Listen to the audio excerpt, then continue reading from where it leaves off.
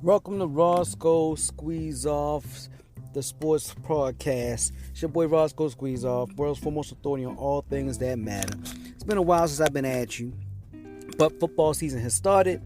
My beloved Ravens are playing again, so I gotta weigh in on them. Tough loss they had to the Oakland Raiders this week. Couple of turnovers were huge. Defense didn't really hold. When you don't get pressure on majority of the quarterbacks in the league and they have a little bit of time, they're going to make you pay. And then when you do establish some pressure, but your pressure is predicated on a zero blitz where you don't have any safeties or any protection back there, everybody's on in coverage, that is dangerous. I mean, you know what I'm saying? Everybody's man to man. And that's kind of what happened. My questions would be to the Ravens. Well, my questions for the Ravens, it would be what happened to your run game. You had T. Williams doing the running for the game, and he had 65 yards on 9 attempts. And granted, 35 came on 1 attempt. But then you that was the first half for the most part, and then you went in the second half mainly to Lamar Murray, who got 10 carries for 28 yards. He's having 2.8 yards a carry. His long was only 8, and I think that might have been his touchdown run. I just don't know. I guess you felt you wanted to go with a more seasoned guy, so I imagine that was it. But it looks like the problem with them is their best running back, which is going to be no matter what year it is, the next couple years, is going to be Lamar Jackson. But everybody that ran the ball that game, which was Cannon, Brown, Murray, and Williams, every time they touched the ball, they ran it. The first person that got to them got them down. The only person that was able to break a tackle or shake a tackler was Lamar Jackson. That was it for the game. Look at the tape. Take a look at it. Nobody else. When Williams got that long run, he was untouched. That was good blocking. He didn't have a finger on him. Didn't shake one guy. When Latavius Murray, got his touchdown, same thing, untouched. Lamar didn't get a rushing touchdown, but his running around and his big play runs, his long was 28. I mean, he literally shook guys. One-on-one situation, the defender can bring him down. Boom. Their ankles are on the ground. He's going past them. And I think if we would have had our complement of running backs that were injured, I believe those running backs have the ability. Dobbins and Gus Edwards, even Justice Hill has the ability to shake guys. But Edwards can break tackles, as we all know. He's a bowling ball. I thought he was poised to have a wonderful year. So was Dobbins, who could break tackles and shake guys from time to time. And I'm just hoping one of these guys, whether it be Latavius Murray, which it didn't look like the first game, hopefully Le'Veon Bell, who hasn't been activated yet, Tyson Williams, he didn't break any tackles. I mean, ended up with a decent day. Didn't break anything though. I'm just hoping, Devonta Freeman's coming back.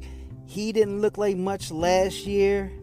It looked like his best days are past him, even though he's only 29 years of age.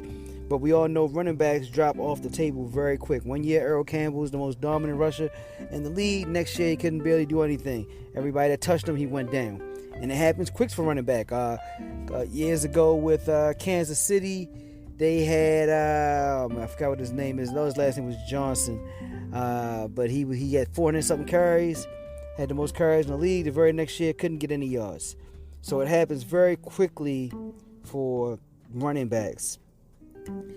I heard Nick Young or Fox, First Take First, say something that's really stuck with me, and I believe this is going to be the case. He made the statement that Lamar and the Ravens need not worry of getting a top seed.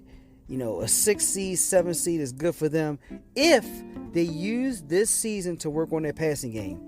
So if they can win enough games, 11, 12 games, out of the 17, and make the playoffs, as opposed to trying to win 15, 14, 15 games and do like we did that year, we were 14-2 and got bumped out in the first game because we couldn't pass the ball well enough. So we need to, when we play Tennessee, we need to really put our focus on passing the ball.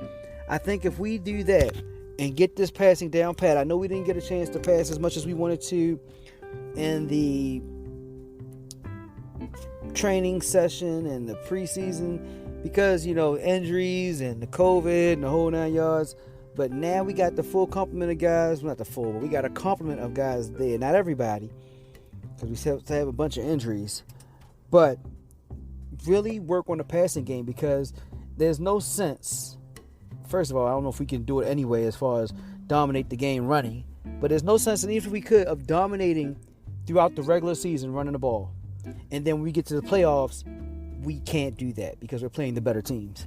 And now we're going to lose because we can't pick up the extra notch in the passing game. So let's work on that all season. I don't care if we win 10, 11 games, and if we don't make the playoffs. There's no sense in making the playoffs. I mean, I guess if you say, you can always say you made the playoffs, but I think we're ready for the next level here as Ravens fans. We've made the playoffs 3 years in a row. We've been bumped out in a fashion each year that left us desiring a better passing game. So let's work on that this season. I don't know if Lamar can do it, but let's try to make him more comfortable. Let's get the plays that make him more comfortable. Whether we have to roll him out, whether it's quick passes, whether it's play action passes going deep, whatever it takes, we have to get him more accustomed to passing the ball. So this week we're going to be playing Kansas City. And most likely Kansas City is going to move the ball up and down the field on us. When they beat Cleveland last week, I believe they punted 1 time. 2 tops, but I'm pretty sure it was 1 time. It's not a lot you can do with Mahomes. Dude's just a monster. He makes great plays when you need him. He makes great plays when you don't need him. He makes great plays all the time. The guy's a magician on the move. And we believe that with Lamar's physical attributes, as far as his movement and his legs, he could be even better. He doesn't have the arm Mahomes has, as far as definitely with the accuracy. But we got to get him back to his, back to his Louisville days of this is your team, make all the plays. And that's kind of what he did at Louisville. And he made a lot of plays, and you may say he didn't win it big there. But he had a great game against Clemson. And I believe with the proper design, he could make major plays here. We got to get to a place where he's almost indefensible. Kind of like Mahomes is indefensible. He's best on the move. And when he's in the pocket, yes, he's great. But when he's on the move, the plays he makes downfield, the connection he has with his receivers downfield, it's just amazing. I mean, he gets on the outside and he's under pressure, but he always has his eyes downfield to make a big play to Tyreek, Kelsey, or whoever. And I don't know if that can be taught, but if practice makes perfect, we got to get that going with Lamar. We got to get Lamar making plays. I mean, he made a great play for that touchdown in the game against Oakland to Hollywood Brown in the back of the end zone, where he made those moves in the pocket, escaped the pocket like only Lamar Jackson can do, and then he kept his eyes towards the end zone and made the play. And I think we just need more of that. I understand it's going to be dangerous and it's going to be highs and lows because he's the most exciting player on the field, and it can go both ways. He can make the greatest play like that one to Hollywood Brown, but then he can also have the fumble like he had when he got almost pretty much slammed on his head and fumbled the ball. But I think we gotta ride that out, ladies and gentlemen. We have to ride that out. I know we want him to be drop back, make good plays, have good design runs, hand the ball off, things of that nature, and ball security. But that's not how it's going to work when you get to the playoffs and you play the best teams. And it's like I said, there's just no sense of doing what we've done for the last 3 years. Giving us almost fool's gold, making us think, hey, we can beat anybody in the regular season and then getting to the playoffs and taking a quick exit. So if we want to prepare our team to have an extended run in the playoffs, we need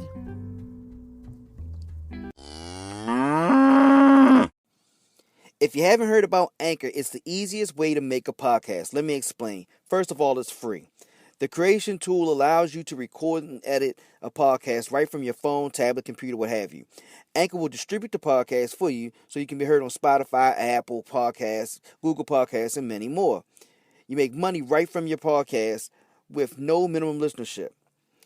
It's everything you need to make a podcast in one place. All you have to do is download the Anchor app. Go to anchor.fm to get started. Once again, that's anchor.fm to get started making your own podcast today.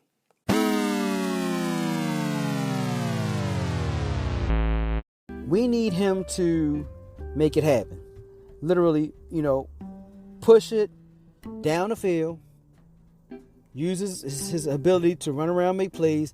Let him get his Deshaun Watson on, his Kyler Murray. Because Kyler Murray, even though he's behind him a year in the league, was doing it this week against Tennessee. Was just running around, making plays, dropping it in the bucket. And I think we need to let him go that route. Let's hand the ball off to the guys. Let's not have as many design runs for him. Let him be creative. And I know that sounds a little bit dangerous, and it may not even work. But I think we've been down the road of let's lead the league in rushing. Let's let Lamar have multiple 1,000-yard seasons, which he's had. And let's get to the playoff, and let's have a game of offense that is less than stellar and take an early exit. Like we had 3 points, before we went out that game against Buffalo last year. And the year prior to that against Tennessee. And even when we beat Tennessee, which was great. That was great. We beat Tennessee. But we still want to expand upon the passing game. Because if we're going to beat some of these teams, I think we're going to need in the playoffs some 350-yard passing games. We're going to know we're going to have to be able to come back from, I heard a stat this week that was amazing to me. And I understand it's a team thing. It's not just Pat Mahomes. But it's one quarterback in the league that has a over 50% a winning percentage when trailing by more than 10 points in a game. And that's Patrick Mahomes. So when he's trailing by 10 points, it's still likely he's going to win the game. And we need to get that with Lamar, because if Lamar's been down more than 7, I think the only game he's ever came back when he's been down by 7 or more was the Tennessee game in the playoffs last season. So we need to get him where it's a free-flowing thing and points can come in quickness, because that's what it's going to take. We can't guarantee we're going to be ahead. And even if we're ahead, we're ahead 14-0 against the Raiders and lost on Monday night. So we need to get to where we can score, we can put numbers up in bunches, and we can pass the ball. Teams are really putting pressure on our run. We don't have really any game breakers in the running game. I don't know what Le'Veon Bell's going to be, but I think his best days are probably past him as well. We need to be able to move the ball down the field passing. And I understand you say, well, we don't have all of our receivers in there. But that's, to me, I don't even know if Tylan Wallace was in the game the other day. I know Rashard Bateman's still in the IR. I don't think Tylan Wallace was in the game. He definitely didn't catch a ball. But we need to... Prochet, I don't think caught a ball either. If he did, it was something very small. Matter of fact, let me see if Prochet caught anything. I don't believe he did. Nope, he didn't. Dervinay had 1 catch for 2 yards, or 2 targets for 1 catch for 2 yards, for 6 yards. Andrews, 3 catches, 20 yards.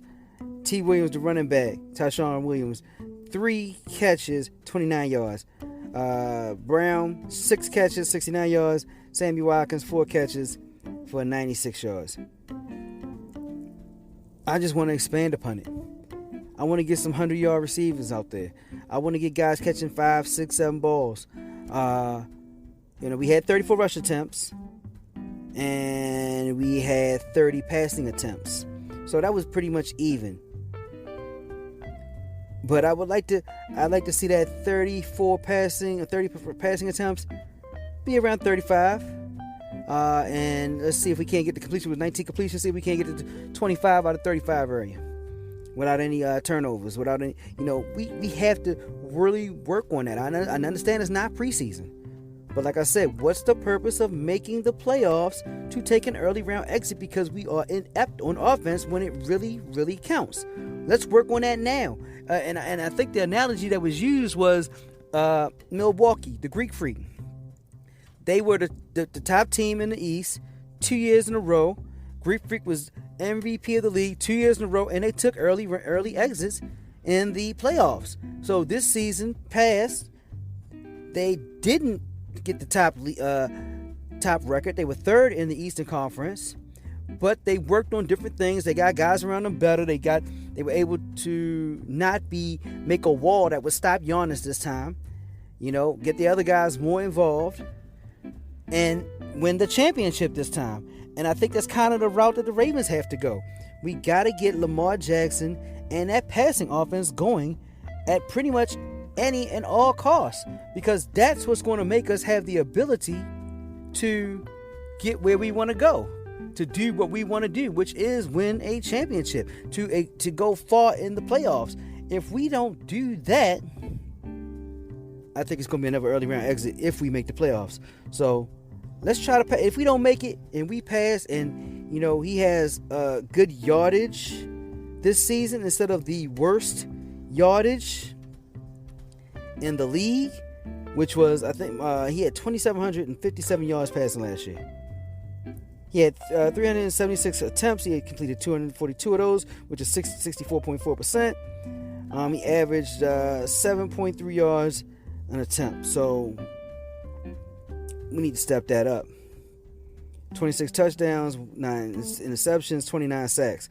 Another thing, we got to hopefully stop those sacks. The man has so much athletic ability. We got to make sure he's not holding it too long. We got to teach him to sense when the pocket's breaking down, to make quick reads. If it's not there, to make the necessary move, get out the pocket, scramble out, whatever you got to do. You're faster than all the linemen, and if you do have a spot on you and you're drawing him to you, you have to be able to see down the field to see who's open there because you drew a spy towards you. Nobody's catching you sideline to sideline. You're the fastest guy on the field. So I just want to see us up that 250 yards a game average passing, and let's see if we can't get better than that. I think that's going to be important. He had 235 yards now, so you went lower than what your average was last year, and we were the worst in the league.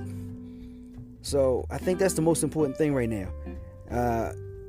I do, as a Ravens fan, I hope for the best. I told the guy, he said, man, I got to believe in my team, and I do believe in my team, but I hope.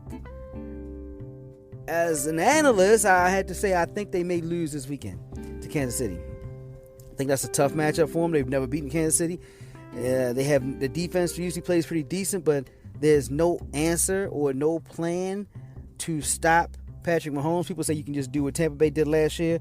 I don't think Tampa Bay could do what they did last year. That was a combination of injuries to Mahomes himself with his toe injuries and the offensive line. I don't think that would happen again. I think it would be the same thing that happened to him the first time around, that Kansas City would beat the mess out of them like they did the first time around. As far as Kansas City against Tampa Bay. But for the Ravens, I think we just have to try to run the ball against them because their run defense is pretty weak. And then pass as well. We have to move the ball. Baker Mayfield had the ability to move the ball from them in the first half. And we need to move the ball against them as well. Offense is the key. I want to see us get to the point where we're an unstoppable offense. So that should be our number one goal at all times, all season long. Every practice. Unstoppable offense. Not conservative. Going down the field. Getting good yards rushing. We want to get 20 yards rushing every game. But we want to get 300 yards passing every game. We want to be a 500 yards per game offense. And we want to average over 30 points a game.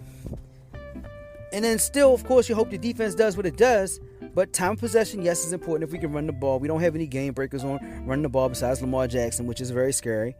But we have to work on passing the ball. I know I'm beating a dead horse here. Let me know what you guys think. I really believe this as a true fan of the team. Without passing the ball, I think we all know this. And I mean, it's not a secret. they're not going anywhere.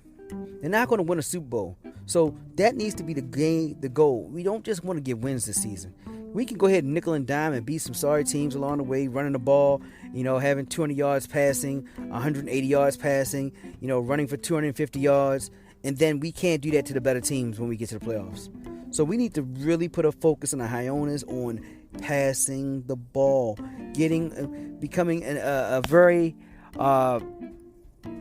functional passing offense where it functions very well and very consistent. And I think if we do that, we can take that next step. So once again, it's your boy Roscoe Squeezeoff, world's foremost authority in all things that matter, of Roscoe Squeezeoff, the Sports Podcast.